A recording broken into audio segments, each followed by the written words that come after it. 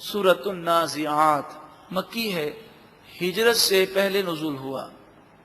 قرآن پاک کی ترتیب کے اعتبار سے 79 نمبر ہے، نزول کے اعتبار سے 81، یعنی سورہ نبا اور سورہ نازعات کا نزول کا وقت تقریباً ایک ہی ہے۔ اس میں 46 آیتیں ہیں اور 2 رکوع ہیں۔ بسم اللہ الرحمن الرحیم، اللہ کے نام سے شروع جو بہت زیادہ مہربان نہایت رحم کرنے والا۔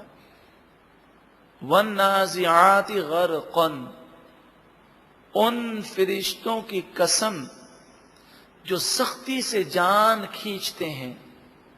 والناشطات نشطا، ان فرشتوں کی قسم کہ جو نرمی سے جان لیتے ہیں۔ دونوں چیزوں کا ذکر ہے، جو گناہگار ہے، جو کافر ہے، جس سے اللہ ناراض ہے، اس کی روح بڑی سختی سے کھینچی جاتی ہے۔ والناشطات نشطا، اور جس سے اللہ تعالی راضی ہے، اس کی روح اس قدر آہستگی سے کھینچی جاتی ہے کہ انہیں روح نکلنے کا احساس تک نہیں ہوتا۔ دونوں راہیں ہیں، کون سی راہ اختیار کرنی ہے؟ یقیناً ہر شخص یہ چاہتا ہے کہ مرتے وقت میں جاؤں تو میری روح آسانی سے نکلے، جنت کا دیدار کرتے ہوئے، محبوب کریم صلی اللہ علیہ وسلم کا دیدار کرتے ہوئے روح نکل جائے۔ تو یہ چاہنا اپنی جگہ ہے، لیکن کوشش کرنی چاہیے اور ایسے اعمال اختیار کریں کہ ہماری روح نکلے تو بڑے ہی آرام سے اور سکون کے ساتھ ہماری روح نکل جائے۔ والسابحات سبحا، ان فرشتوں کی قسم کہ جو روح لے کر آسمانوں کی طرف تیرتے ہیں، یعنی جس طرح پانی میں مچھلی تیرتی ہے، اس طرح فرشتوں کے لیے آسمان کی طرف جانا کوئی مشکل نہیں ہے۔ فالسابقات سبقا، پھر ان فرشتوں کی قسم جو آگے بڑھ کر جلد پہنچتے ہیں۔ فالمدبرات امرا، پھر ان فرشتوں کی قسم جو اللہ کے کاموں کی تدبیر کرتے ہیں۔ حقیقی طور پر کرنے والا تو اللہ تعالیٰ ہے، لیکن فرشتے اللہ کی عطا سے روزی دیتے ہیں، روحیں قبض کرتے ہیں، مصیبتوں سے بچاتے ہیں، مدد کرتے ہیں۔ حقیقی مددگار اللہ تعالیٰ ہے، لیکن یہاں مدبرات فرشتوں کو کہا گیا، جس کے معنی ہے اللہ کے کام کرنے والے، تو اللہ کی عطا سے، اللہ کے حکم سے وہ کرتے ہیں۔ اسی طرح اولیاء اور انبیاء کا معاملہ ہے کہ جو انہیں طاقتیں ہیں، جو وہ کام کرتے ہیں، جو اللہ نے انہیں عزتیں عطا فرمائی ہیں، عظمتیں عطا فرمائی ہیں، وہ اللہ کی عطا سے ہیں۔ یوم ترجف الراجفہ، اس دن کانپنے والی کانپ رہی ہوگی، یعنی زمین کانپ رہی ہوگی۔ تتبعها الرادفہ، اور آنے والی اسے آئے گی، یعنی قیامت ضرور آئے گی۔ قلوب یومئذ واجفہ، دل اس دن کانپ رہے ہوں گے، گھبرا رہے ہوں گے۔ ابصارها خاشعہ، نگاہیں شرمندگی کی وجہ سے جھکی ہوں گی۔ یقولون، یہ کافر کہتے ہیں، اِنَّا لَمَرْدُودُونَ فِي الْحَافِرَةِ، کیا بے شک ہم ضرور الٹے پاؤں دوبارہ پلٹیں گے۔ اِذَا كُنَّا عِظَامًا نَخِرَةً، کیا جب ہم وہ سیدھا ہڈیاں ہو جائیں گے پھر دوبارہ پیدا ہوں گے۔ نخرہ سے مراد وہ ہڈی ہوتی ہے کہ جس پر اتنا زیادہ عرصہ گزر جائے، یعنی لاش کو جب کافی عرصہ گزر جائے تو چھوٹی ہڈیاں وہ گل کر مٹی میں شامل ہو جاتی ہیں، اور جو بڑی ہڈی ہے جس کا گودا ہوتا ہے بہت زیادہ مقدار میں، وہ گودا بھی گل کر سڑ کر ختم ہو جائے، صرف ہڈی رہ جائے اور ہڈی کے اندر سوراخ ہو۔ تو ہڈی کے اندر سوراخ بھی ہوتے ہیں اور بیچ میں گودا بھی نہیں، تو جب ہوا داخل ہو کر نکلتی ہے تو اس سے آواز پیدا ہوتی ہے، اس ہڈی کو نخیرہ کہتے ہیں۔ یعنی اب وہ ہڈی وہ سیدھا ہو کر اپنے آخری اسٹیج پر پہنچ گئی ہے، پھر اس کے کچھ عرصے کے بعد وہ ہڈی بھی مٹی بن جاتی ہے۔ کسی کی قبر کھودی جائے اور اس کی لاش اگر ہڈیاں ہڈیاں ہو گئی ہیں تو بسا اوقات ایک دو ہڈیاں باقی ہوتی ہیں کئی سالوں کے بعد بھی. تو کہنے لگے کافر کیا ہماری ہڈیاں گل سڑ کر بوسیدہ ہو جائیں گی پھر بھی ہم زندہ ہوں گے؟ قالوا وہ بولے تلک اذن کرۃ خاسرہ، اگر ایسا ہوگا جب تو یہ پلٹنا بہت نقصان کا ہوگا. کیوں؟ اس لیے کہ ہم نے اس کی تیاری تو کی نہیں ہے، تو وہاں جا کر تو بہت برے پھنسیں گے، کیونکہ ہم نے تو صرف دنیا کو ہی منزل سمجھا، ساری تیاریاں تو ہماری دنیا کے لیے تھیں. فَإِنَّمَا هِيَ زَجْرَةٌ وَاحِدَةٌ، مرنے کے بعد تم قبر میں مٹی مٹی بھی ہو جاؤ، دوبارہ اٹھانا کوئی مشکل نہیں، وہ تو ایک جھڑک ہوگی، ایک مرتبہ جھڑکا جائے گا، ایک آواز ہوگی، دوسری سور پھونکی جائے گی. فَإِذَا هُمْ بِالسَّاهِرَةِ، اسی وقت سب کھلے میدان میں جمع ہو جائیں گے. هَلْ أَتَاكَ حَدِيثُ مُوسَىٰ، کیا تمہارے پاس موسیٰ علیہ السلام کی خبر آئی؟ اذ ناداہ ربہ بالواد المقدس طویٰ، جب ان کے رب نے انہیں پکارا، اس حال میں کہ حضرت موسیٰ علیہ السلام مقدس وادی طویٰ میں تھے، اور فرمایا اذهب الی فرعون، اے موسیٰ علیہ السلام آپ فرعون کی طرف جائیے، انہ طغیٰ، بے شک اس نے سرکشی کی ہے.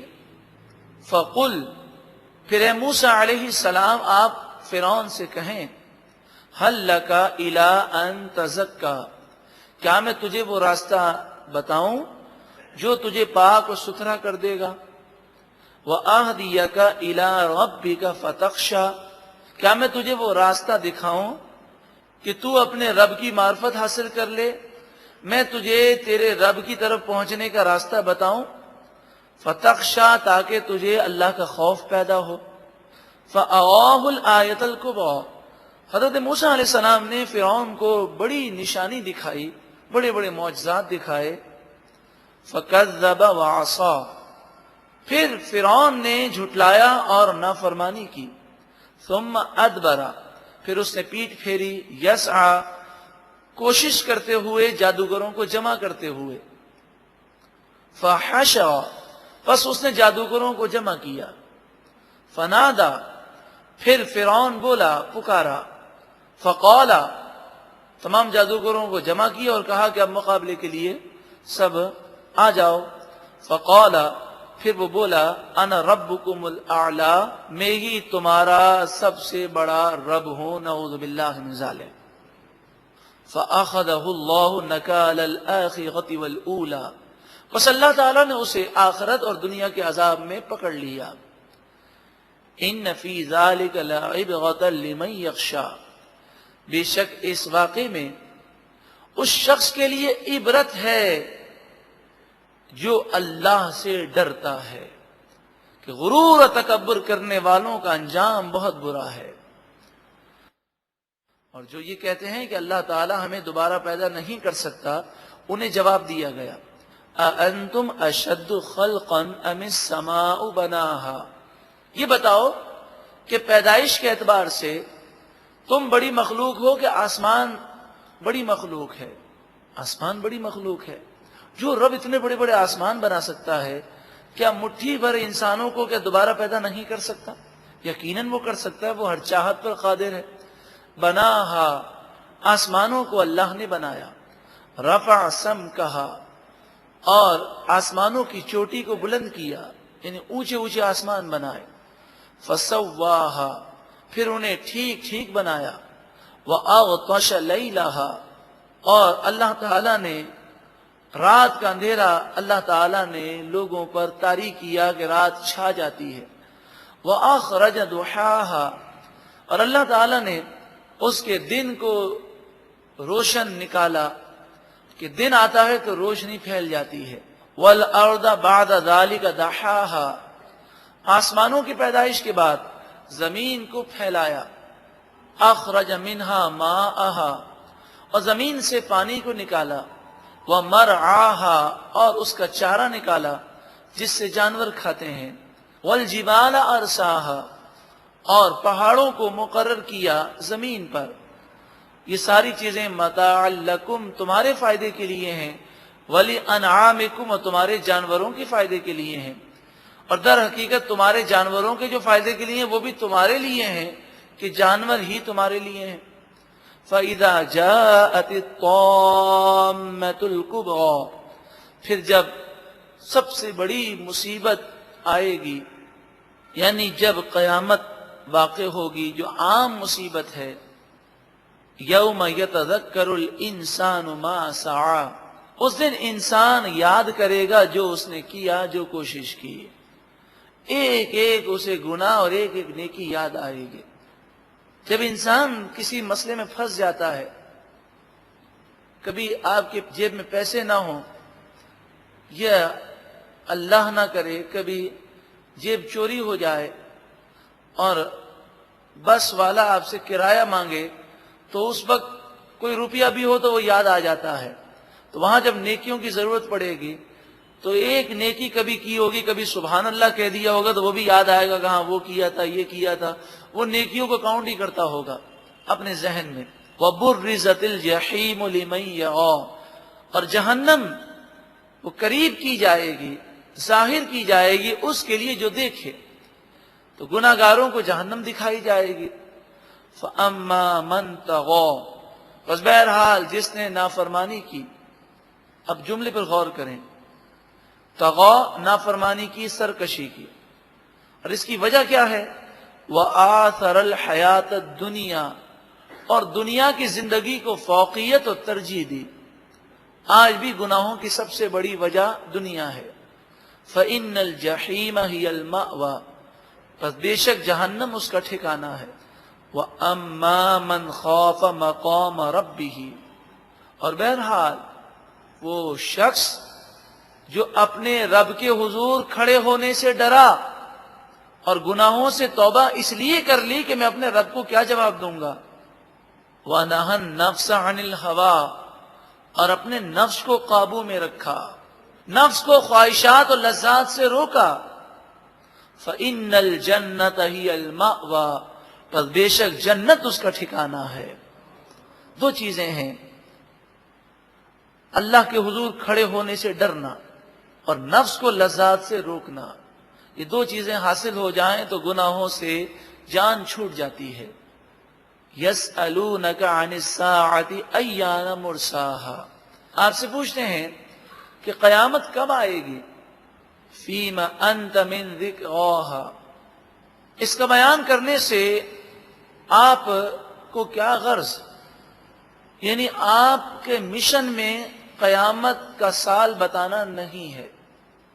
کیوں؟ اس لیے کہ قیامت اچانک آئے گی۔ اگر آپ صلی اللہ علیہ وسلم قیامت کا بتا دیں گے، یعنی دن تو آپ نے بتایا، مہینہ بھی بتایا، تاریخ بھی بتائی، لیکن سال آپ نے نہیں بتایا۔ محرم کا مہینہ 10 تاریخ جمعے کا دن، لیکن سال نہیں بتایا۔ اگر سال بھی بتا دیتے تو پھر قرآن کی وہ آیت کہ قیامت اچانک آئے گی وہ اچانک نہ ہوتی۔ لوگوں کو معلوم ہوتا کہ ابھی 100 سال باقی ہیں، لوگ کہتے جناب 50 سال باقی ہیں۔ اِلَىٰ رَبِّكَ مُنْتَهَاهَا، آپ کے رب کی طرف اس کی انتہا ہے، یعنی یہ علم راز ہے۔ تو جو کوئی آپ سے پوچھے تو آپ کہیں اللہ تعالیٰ اس کو زیادہ جانتا ہے۔ ہر سوال کا جواب دینا ضروری نہیں۔ یہ مسئلہ یاد رکھیں کہ کوئی سوال کرے تو سوال کا جواب دیا جاتا ہے جبکہ وہ سوال کا جواب سمجھ سکتا ہو۔ کلم الناس علی قدر عقولہم، لوگوں کی عقلوں کے مطابق کلام کرو۔ تو بسا اوقات لوگ سوال تو کر لیتے ہیں لیکن جواب ہضم ہونے والی چیز نہیں۔ تو ایسا ہی ان کے ساتھ تھا کہ اگر انہیں بتا دیا جاتا کہ اب قیامت میں 2000 سال باقی ہیں کہ 10,000 سال باقی ہیں، تو پھر یہ قیامت کے خوف سے اور تیاری سے غافل ہو جاتے۔ اس لیے عام لوگوں کو اس کا علم نہیں دیا گیا۔ انما انت منذر من یخشاها، آپ تو ڈر سنانے والے ہیں اسے جو اللہ سے ڈرے، قیامت سے ڈرے، تو اس کو قیامت کی تیاری کا ذہن دیجئے۔ اور ویسے بھی قیامت جب بھی واقع ہوگی، انسان کے مرتے ہی قیامت صغریٰ تو شروع ہو جاتی ہے۔ نزا کا عالم، قبر کے حالات ہیں، وہ بھی تو عذاب کا ایک سلسلہ اس پر شروع ہو جاتا ہے۔ کأنہم یوم یرونہا، گویا کہ جس دن وہ اس قیامت کو دیکھیں گے لم یلبثوا الا عشیۃ او ضحاھا، تو وہ گمان یہ کریں گے کہ گویا کہ وہ صرف ایک شام یا ایک دوپہر وہ رہے ہیں۔ وہ یہ گمان کریں گے قیامت میں جا کر کہ دنیا کے اندر چند گھنٹے ہم نے گزارے ہیں، اس قدر دنیا کو وہ حقیر سمجھیں گے قیامت کی ہولناکیوں کے سامنے۔ اور ویسے بھی جب قیامت کا ایک دن 50,000 سال کا دن ہے تو اس کے مقابلے میں 50 سالہ زندگی کی کیا حیثیت ہے۔